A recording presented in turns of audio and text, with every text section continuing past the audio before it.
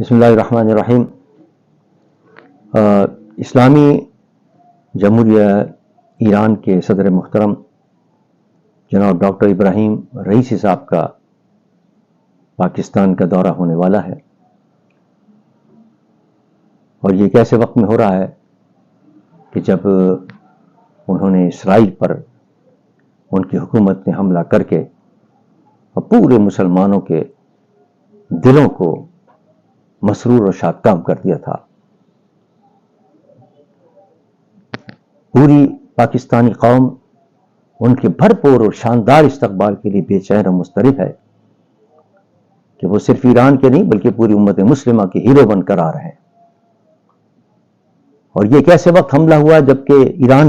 جبکہ اسرائیل نے ایران پر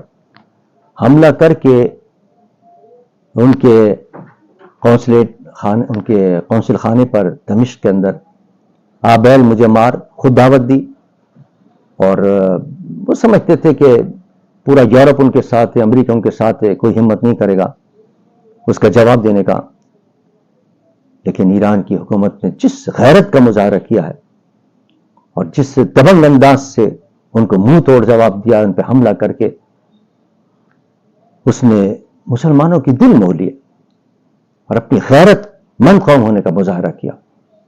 اور سب سے بڑی بات یہ کہ اس وقت جو غزہ کے مسلمان جن پر وہ کئی مہینوں سے اسرائیل اور اس کے ساتھی امریکہ ظلم اور ستم کے پہاڑ توڑ رہے ہیں، مسلسل نسل کشی کی جا رہی ہے، 35,000 سے زیادہ مسلمانوں کو شہید کیا جا چکا ہے، 1 لاکھ کے قریب لوگ وہاں زخمی ہو چکے ہیں، کوئی ان کی مدد کے نہیں آ رہا۔ ایسے وقت میں اسرائیل پر یہ حملہ وہاں کے مظلوم جو غزہ کے مسلمان ہیں ان کے حوصلے اسے بلند ہو گئے، بلکہ وہاں کے غزہ نہیں بلکہ جہاں جہاں مسلمان اپنی آزادی کی جد و جہد کر رہے ہیں ان سب کے حوصلے بلند ہوئے ہیں۔ ایسی صورتحال کے اندر ان کی آمد ہو رہی ہے پاکستان کے اندر، پاکستان کے مسلمانوں میں خوشی کی لہر ہے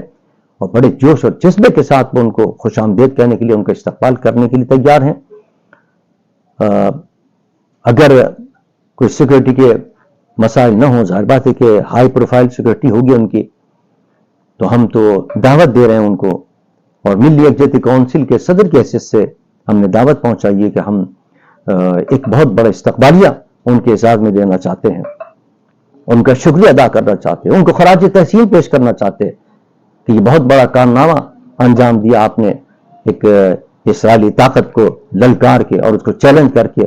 اور اس کو ذلیل و رسوا کر کے۔ بہرحال ہماری دعائیں ان کے ساتھ ہیں، اللہ تعالیٰ ان کی اس دورے کو کامیاب کرے اور